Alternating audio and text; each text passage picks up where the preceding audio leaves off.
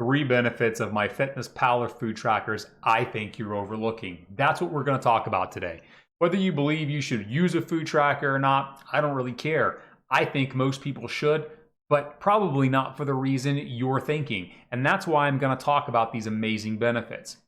This is not a sponsored segment by Myfitnesspal. They're not paying me to do this. And in fact, they may even disagree with some of the things that I say, even though I think they should give me some kind of kickback because of the hundreds of clients I work with.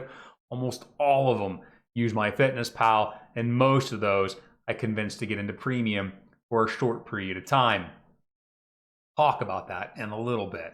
So first, why Myfitnesspal and food trackers are important. Because everyone has a bucket of energy. And what does that mean? It's about context. Like, everyone has energy needs, and if you exceed those, you're gonna gain weight. Not gonna get down the rabbit hole of metabolism and fat mass loss.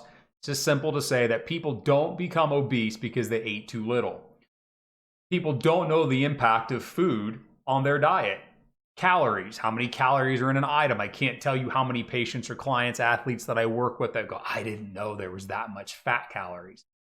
Yeah, there's 1,000 calories in that. Yeah, I had a Jimmy John's and a cookie and there was 1,800 calories. Yeah, love Jimmy John's, but 1,800 calories every day at lunch when all you needed was 2,000 for the day could be a little bit of a problem. So Myfitnesspal or other food trackers, and I'm going to stop saying other food trackers. I really only work with Myfitnesspal. I've used it forever since it came out, and I use it now. So you can insert whatever food tracker you want. I'm talking about Myfitnesspal. Myfitnesspal puts food into context. What is it that we're eating, and what is it doing? I think it's incredibly important. Let me give you another example. A lot of people say they don't know about the foods they eat. You can watch lots of food documentaries and they'll come out and say, I didn't know fast food was bad, right? No one ever said McDonald's was bad. Okay. And that's true. And you can make fun of those individuals who say that, but after working in different populations in the hospitals and clinics and coming across lots of clients, some people just don't have this introduced to them and they honestly don't know. They think food is good and no one would sell something bad for them. And it's not that food in general is bad, but it is kind of dose dependent. If we're eating it every day, it can have a massive impact. Let's think of a deck of cards. My deck of cards, we're playing, right? And I get dealt all the cards and they've got faces and suits and numbers. And the cards that I deal, you got nothing, right? Who's gonna make the better play, me or you? Gonna be me, because I know what the fuck I'm playing with. You're just guessing. And that's the idea behind not knowing your food. You don't know what it does for you. How can you make a good play? It's kind of like learning some of the rules of the game that you hear me talking about all the time.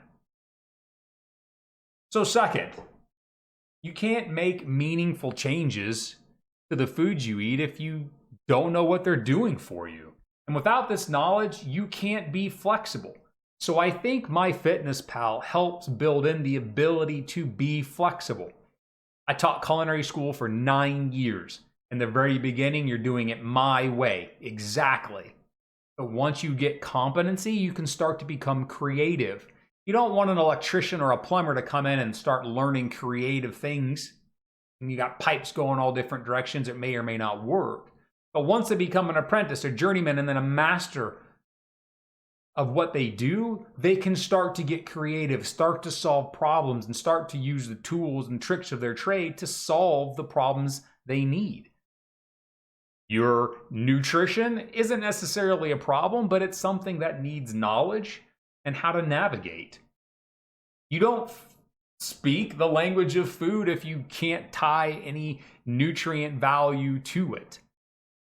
Didn't know that McDonald's was bad every day, or you don't know that eating cured meats and cheese every night, right?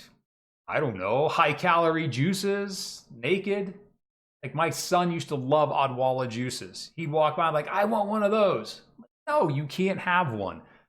I still don't think he's 20 that he doesn't understand that you can't sit down at the age of 9, 5, 10, 12 years old and drink a 2-serving Odwalla that gives you 60 grams of pure sugar.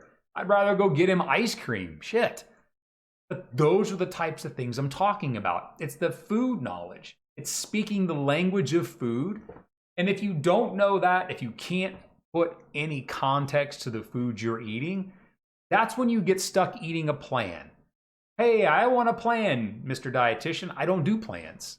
Go to a nutritionist for that, right? Because plans don't work for a long time. That is why plans do work in the short term, though. Any diet you go on puts you on a strict, rigid plan, and it cuts out all the other stuff. And when you eat it, you see benefits. And when you come off of it, typically you go right back to where you were because you had no flexibility and no knowledge of how to continue eating healthy. Myfitnesspal, I truly believe, helps put that context so you do have flexibility to eat well for the rest of your life. Because shit, you're going to be eating for a really long time. You already have. One of the things I deal with my clients, right, is decades of the eating them, of the habits, of the food eating habits they have to be changed. A lot of knowledge, but it's never too late to start because it is a learning tool. You know, Myfitnesspal is a valuable learning tool, and I used to pay thousands of dollars as a dietitian for software that would give me the nutrition data that Myfitnesspal gives you for free. To not use that is absolutely silly. Now, where is this valuable? Let me give you some patient examples, right? If I've had patients come in with type 2 diabetes and the doctor's telling them, you got to stop eating all sugar. And they don't know where that sugar's coming from. And then we'll sit down and we'll do these interviews in the hospital setting, which isn't always the best. And like, what do you eat for breakfast? Or what do you carry with you? And the guys would be like, I carry this big jug of Tang every day. Every day. He's like, yeah, I buy a big thing of Tang every day. This man grew up till about the age of 50, drinking Tang since he was a small child, thinking it was good for him. That's what he was told. You can't blame him. You wonder why he's got type 2 diabetes. Or people who drink tons of juice because it's good for them. Yeah, it is, but not 16 to 32 ounces every day. And by the way, that guy drinking the Tang, that was like a gallon a day. Think of all that sugar. Oh, kills me. What about hypertension? I've had patients come in, really bad hypertension, super meds, congestive heart failure, like things are bad for them.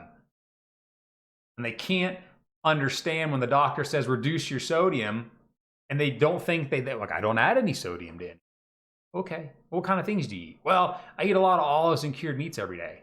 Part of their culture, depending on where they come from. This particular one, there's a lot of salt in olives and cured meats. Really? Yeah, but they didn't know that, and you can't fault them for it. But those are really extreme examples. But now just take the Western diet where we have access to everything. Restaurant food, packaged food.